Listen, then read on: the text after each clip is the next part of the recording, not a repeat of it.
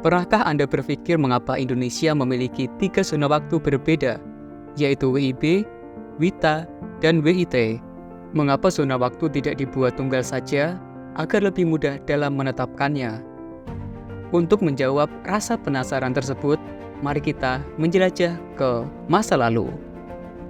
Indonesia memiliki wilayah sebesar 5.193.250 km persegi yang terbentang dari Sabang hingga Merauke. Sehingga diperlukan pembagian zona waktu yang sekarang dikenal dengan WIB, WITA, dan WIT. Zona waktu tersebut didasarkan pada referensi GMT atau Greenwich Mean Time yang diterapkan di seluruh dunia. GMT dihitung berdasarkan garis bujur 0 derajat yang diterapkan berdasarkan perhitungan meridian Greenwich.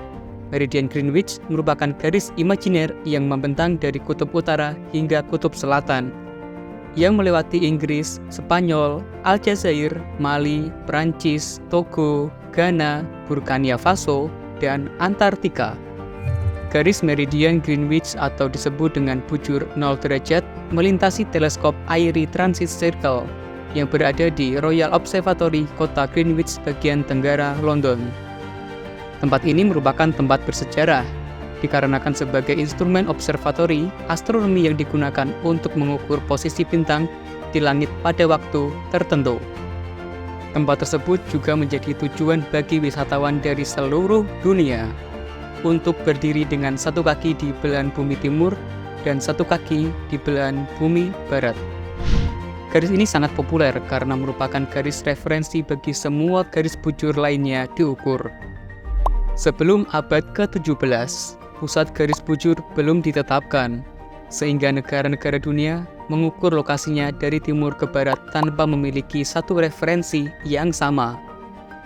Seiring berjalannya waktu, perjalanan dan perdagangan internasional mengharuskan adanya gerakan menuju penyatuan koordinat pada abad ke-17.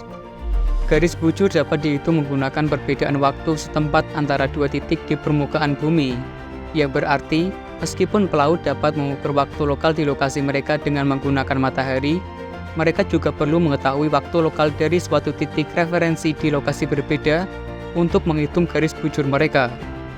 Namun, pelaut tidak dapat menentukan waktu di lokasi lain tanpa ada referensi yang sama. Pada tahun 1675, Raja Charles II mendirikan Observatorium Greenwich di Greenwich Park, kota London. Pembangunan observatorium tersebut didasari untuk meningkatkan navigasi angkatan laut dan menetapkan pengukuran garis bujur menggunakan astronomi. Astronom John Flamsteed ditunjuk oleh raja sebagai astronom kerajaan pertama yang bertanggung jawab atas observatorium tersebut pada bulan Maret 1675. Observatorium ini digunakan untuk menghasilkan katalog akurat tentang posisi bintang-bintang, sehingga memungkinkan posisi bulan dapat diukur secara presisi. Perhitungan ini dikenal dengan The Lunar Distance Method, kemudian diterbitkan dalam Nautical Almanac. Para pelaut menjadikan metode tersebut sebagai referensi untuk menetapkan waktu Greenwich, sehingga memungkinkan mereka menentukan garis bujur saat ini.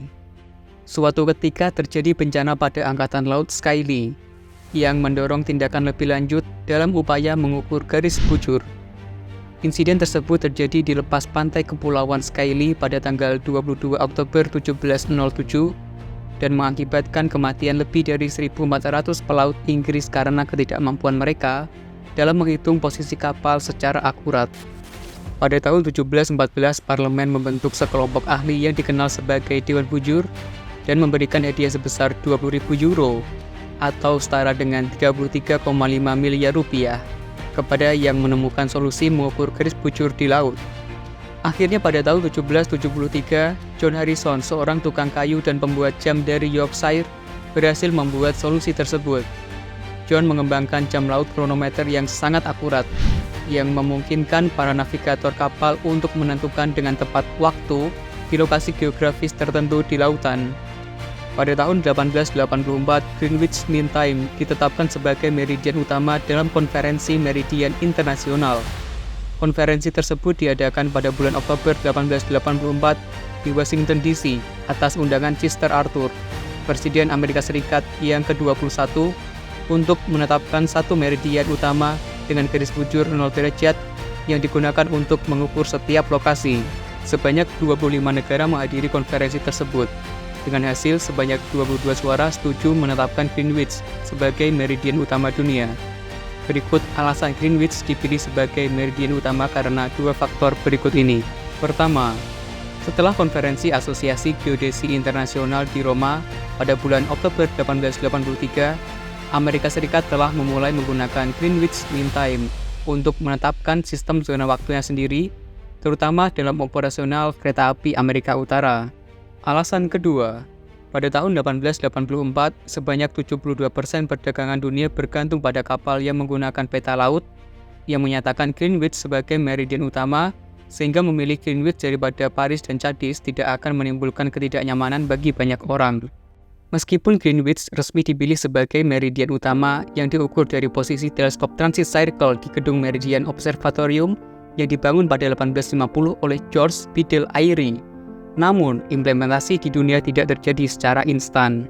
Perlu digarisbawahi bahwa keputusan Greenwich sebagai meridian utama pada kenyataannya hanyalah usulan dan merupakan tanggung jawab masing-masing pemerintahan untuk menerapkan perubahan yang mereka anggap perlu.